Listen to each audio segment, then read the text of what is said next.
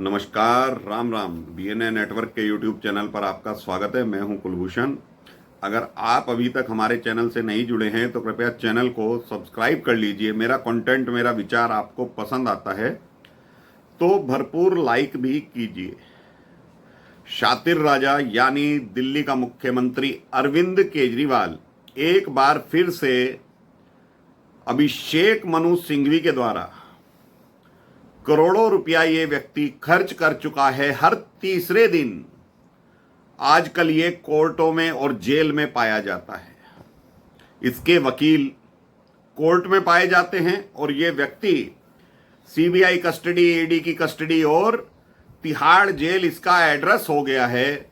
लेकिन लज्जाहीन व्यक्ति फिर से हाई कोर्ट की शरण में चला गया है, ये कहते हुए कि सीबीआई ने जो मेरी गिरफ्तारी की है और जो मुझे कस्टडी में लिया है वो अवैध है। इसकी धूर्तता इस बात से देखिए कि जब राउज एवेन्यू कोर्ट में इसे पेश किया गया था सीबीआई के द्वारा, तो माननीय कोर्ट ने ही, माननीय जज साहब ने ही इसे सीबीआई की कस्टडी में भेजा था। लेकिन चैलेंज कर रहा है कि सीबीआई की कस्टडी गलत थी। मुझे जो सीबीआई ने मेरे को पकड़ा है या मेरे ऊपर केस डाला है वो पूरी तरह से अवैध है। यही बात इसने ईडी की गिरफ्तारी के समय कही थी। इसकी इस चाल को समझिए दोस्तों। मनीष सिसोदिया हो, के कविता हो या लीकर केस में जो घोटाला हुआ है, दिल्ली का शराब घोटाला, उसमें किसी ने भी अपनी गिरफ्तारी को अवैध घोषित नहीं किया और वो जमानत अर्जी लगाकर जमानत मांगने की गुहार कर रहे हैं। लेकिन ये व्यक्ति इतना शातिर है, इसका दिमाग इतना शातिराना है, अगर कहीं कोर्ट इसे कह दे कि भाई गिरफ्तारी ही अवैध है तो पूरा केस खत्म हो जाएगा। ये व्यक्ति उस आधार पर कार्य कर रहा है। ये जमानत के जरिए अपने आप को बचाना नहीं चाहता, वो उसका दूसरा पॉइंट ऑफ व्यू है। लेकिन पहला कथन इसका यह है कि मेरी गिरफ्तारी ही अवैध है, मैं दिल्ली का मुख्यमंत्री हूं, कट्टर ईमानदार हूं, दिल्ली का सेवक हूं, दिल्ली का बेटा हूं। तो कितना बड़ा जालसाज, ठग, नटवरलाल, कट्टर ईमानदार अपने आप को कहने वाला व्यक्ति बार बार दुहाई दे रहा है, कोर्ट की शरण में जा रहा है कि मेरी गिरफ्तारी ही अवैध है, मैंने कोई गलत कार्य किया ही नहीं है। और जब ये लोग, पूरी आम आदमी पार्टी ये कहती है कि दिल्ली में शराब घोटाला नहीं हुआ और कल को घोटाला सिद्ध हो जाता है, तो क्या जो व्यक्ति आज इसका साथ दे रहे हैं, जो इसका केस लड़ रहे हैं और जो इसके प्रवक्ता बार बार आकर कहते हैं दिल्ली में शराब घोटाला नहीं हुआ, क्या उनको झूठ बोलने के आधार पर, कोर्ट को गुमराह करने के आधार पर, जनता को गुमराह करने के आधार पर जेल में डाला जाएगा कि नहीं डाला जाएगा? क्योंकि इनकी प्रवृत्ति बन गई है बार बार ये कहना कि दिल्ली में शराब घोटाला नहीं हुआ। अगर दिल्ली में शराब घोटाला नहीं हुआ तो के कविता क्यों गिरफ्तार हुई थी? इसका जवाब ये लोग नहीं दे पा रहे हैं। आप आम आदमी पार्टी को तो छोड़ दीजिए कि आम आदमी पार्टी के ऊपर केंद्र सरकार ने झूठे मुकदमे लगा दिए, झूठा केस बना दिया, दिल्ली का शराब घोटाला बता दिया और इनको गिरफ्तार कर लिया।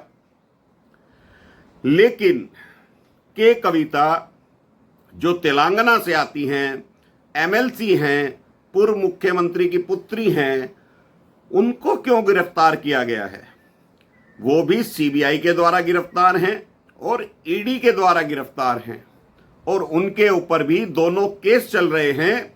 उनके ऊपर जो केस चल रहा है वो 100 करोड़ रुपए रिश्वत देने का चल रहा है कि पैसा के कविता ने दक्षिण की लॉबी से इकट्ठा किया, इकट्ठा करके अरविंद केजरीवाल तक पहुंचाया, गोवा के चुनाव के लिए पहुंचाया। ये केस उन पर चल रहा है।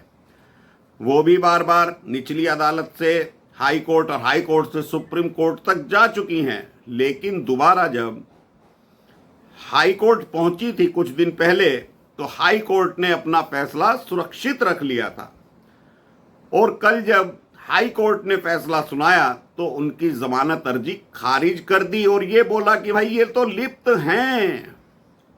100 करोड़ रुपया इन्होंने इकट्ठा किया दक्षिण की लॉबी से, और इनका सीए और इनका बाबू, इनका स्टाफ, ये सब मिली भगत करके 100 करोड़ रुपया इन्होंने इकट्ठा किया और गोवा के चुनाव तक पहुंचाया, अरविंद केजरीवाल तक पहुंचाया, ये कोर्ट का मानना है। और दोनों यानी सीबीआई और ईडी के केस में इनकी कल जमानत अर्जी खारिज कर दी हाई कोर्ट ने, यानी दिल्ली हाई कोर्ट ने। अब दिल्ली हाई कोर्ट जब के कविता की जमानत अर्जी खारिज कर दे रहा है और ये मान रहा है कि 100 करोड़ रुपया दक्षिण की लॉबी से इकट्ठा होकर केजरीवाल एंड कंपनी तक पहुंचा, तो क्या दिल्ली में शराब घोटाला नहीं हुआ? केंद्र सरकार पर जो ये आरोप लगाते हैं कि अरविंद केजरीवाल से मोदी डर गया है, तो क्या मोदी के कविता से भी डर गया है? इसका जवाब कौन देगा दोस्तों? और जब हाई कोर्ट ने पहली बार अरविंद केजरीवाल की सुनवाई करते हुए कहा था ईडी को कि आपके खिलाफ तो साक्ष्य हैं, ईडी ने अब तक क्यों नहीं गिरफ्तार किया, उसी दिन ईडी अरविंद केजरीवाल को गिरफ्तार करने पहुंची थी। उससे पहले तो नो समन जारी कर चुकी थी और ये धूर्त व्यक्ति आया नहीं था, ईडी के बार बार बुलाने पर भी पहुंचा नहीं था। तो दोस्तों, के कविता की जमानत अर्जी खारिज हुई, फिर केजरीवाल हाई कोर्ट की शरण में पहुंच गया और अपनी गिरफ्तारी को ही चैलेंज कर रहा है। के कविता ने चैलेंज नहीं किया अपनी गिरफ्तारी को, विजय नायर ने नहीं किया, मनीष सिसोदिया ने नहीं किया, ये नया शिगुफा लाया है। अभिषेक मनु सिंघवी के द्वारा एक नया प्रचलन लाया है। अब किसी भी व्यक्ति को गिरफ्तार करो तो वो व्यक्ति कहेगा मेरी तो गिरफ्तारी अवैध है, साक्ष्यों के आधार पर तो बाद में बात होगी, पहले तो मेरी गिरफ्तारी ही अवैध है। तो ये कितना शातिर व्यक्ति है, आईआरएस का अधिकारी रहा है, इसीलिए प्रधानमंत्री मोदी ने इसे अनुभवी चोर कहा था कि ये व्यक्ति चोर है, अनुभवी चोर है। साक्ष्य किस तरह से छुपाने और मिटाने हैं ये इसको भी मालूम है और सुनीता केजरीवाल को भी मालूम है। इसीलिए सुनीता केजरीवाल भी मोदी को बद्दुआ दे रही है, विनाश करने की बद्दुआ दे रही है। तो एक दिलचस्प किस्सा कल राज्यसभा में भी हुआ।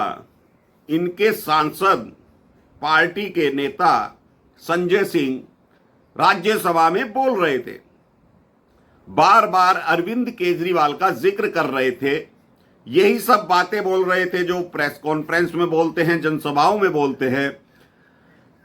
तो जब उन्होंने ये वाक्य बोला कि केंद्र सरकार की जांच एजेंसियों ने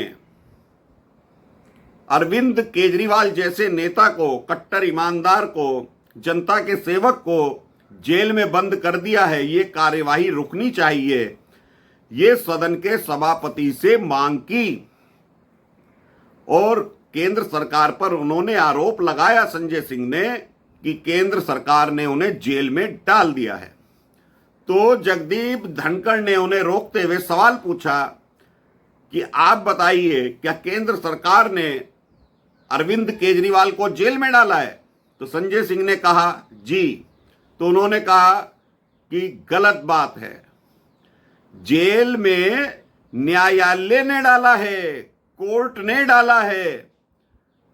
तो सिट्टी पिट्टी गुम हो गई थी संजय सिंह की और कहने लगे नहीं, जांच तो केंद्र सरकार की एजेंसियां कर रही हैं। तो जगदीप धनखड़ ने कहा, माननीय उपराष्ट्रपति ने कहा, माननीय सभापति ने कहा राज्यसभा के कि ये कार्य कोर्ट का है कि किसको जमानत देती है, किसको जेल भेजती है, ये मोदी सरकार का कार्य नहीं है। जांच एजेंसियों का काम जांच करना है, साक्ष्य पेश करना है कोर्ट के अंदर।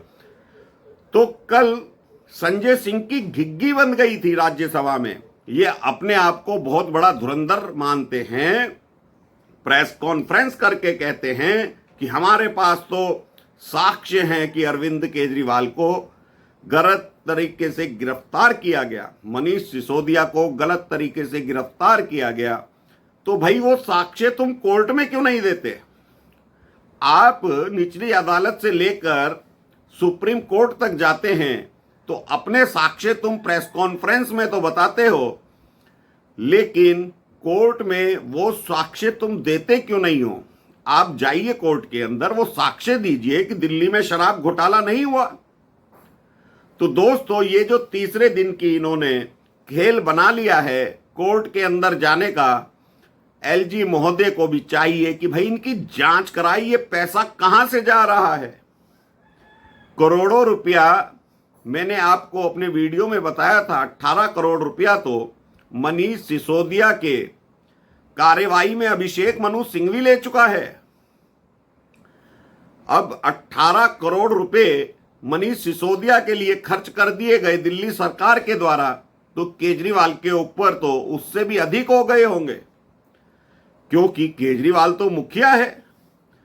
तो अब आनन फानन में एलजी साहब को भी कोई रास्ता निकालना चाहिए। भाई, भ्रष्टाचारी लोगों पर टैक्स पेयर का पैसा खर्च ना किया जाए। केंद्र सरकार भी कानून बनाए और सुप्रीम कोर्ट या हाई कोर्ट कोई गाइडलाइन जारी करे ऐसे लोगों के लिए कि भाई जो भ्रष्टाचार के आरोप में जेल में बंद हैं वो अपने वकीलों को पैसा अपनी पॉकेट से देंगे, ना कि सरकार के खर्चे से देंगे।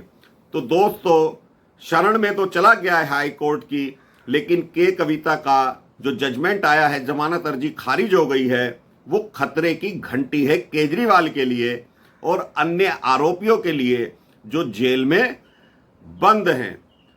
तो दोस्तों, अभी के लिए इतना ही। मेरा विश्लेषण आपको पसंद आए तो लाइक कीजिएगा, कमेंट कीजिएगा, वीडियो को शेयर कीजिए, बेल आइकॉन दबा लीजिए। धन्यवाद, नमस्कार, भारत माता की जय।